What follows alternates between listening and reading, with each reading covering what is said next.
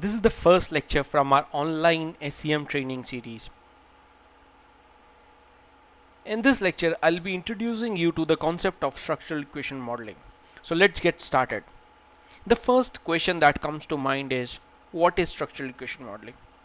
Structural equation modeling is a multivariate data analytics technique, and it is widely used for testing and establishing causal relations among variables.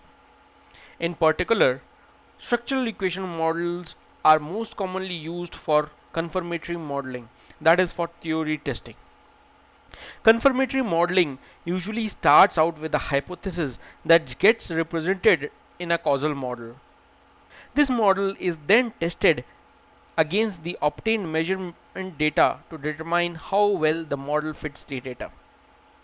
The biggest advantage of structural equation modeling is that it can simultaneously test measurement and structural relationships among a set of variables. In other words, SEM can be thought of as a combination of factor analysis and regression analysis. Before running SEM analysis, we need to screen our data to check for missing values, outliers, as well as check the assumptions of linearity, normality, and independence. We'll be looking at all these things when we work on real time SEM problems. Covariance based SEM is one of the most preferred data analysis method today for confirming or rejecting theories through testing of hypotheses, particularly when the sample size is large. The data is normally distributed, and most importantly, the model is correctly specified. So covariance is at the heart of covariance based SEM. So what is covariance? Covariance can be understood as a measure of how much two random variables change together. In other words, you can consider covariance as a measure of strength of association between two variables and their variabilities. Alternately, it can also be understood as unstandardized correlation. A structural equation model implies a structure of the covariance matrix of the measures. Once the model's parameter have been estimated, the resulting model implied covariance matrix can then be compared to an empirical or data based covariance matrix. If the two matrices are consistent with one another, then the structural equation model can be considered as a plausible explanation for relations between the measures. What is the logic behind SEM? So every theory or model implies a set of correlations. These correlations can be between latent variables as well as between the error terms. So SEM specifies why variables are correlated with one another. Hence, it is used. Stop.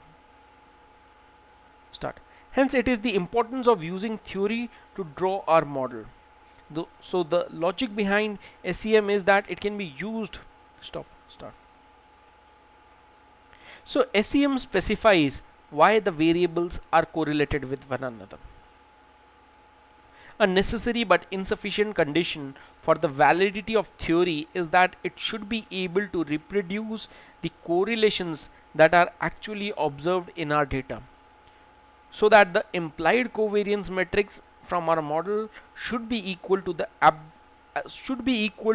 actual observed covariance matrix. In simple terms, the implied covariance matrix specified by the model should be equal to the observed covariance matrix as specified by the actual data. In order to conclude, structural equation model can be considered as a plausible explanation for the relations between the measures.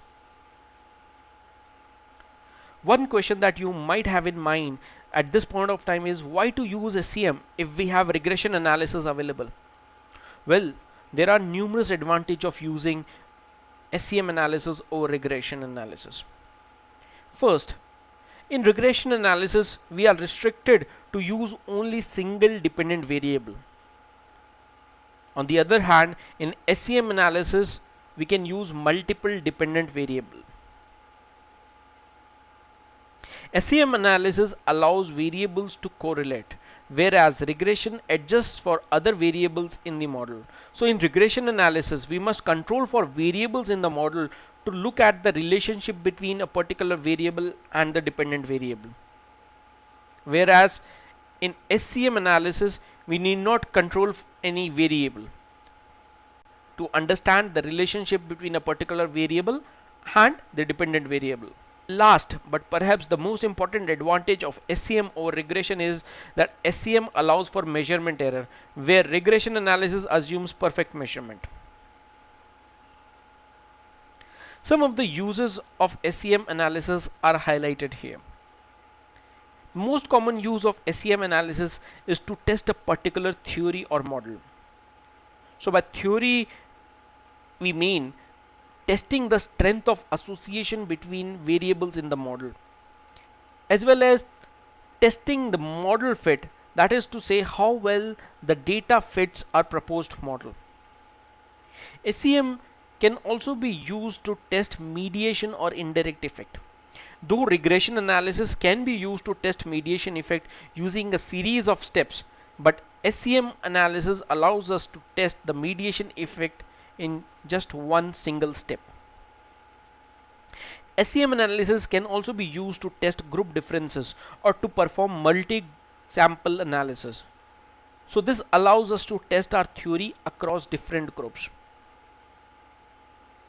Fourth, when we have longitudinal data, we can use SCM analysis to test our longitudinal model.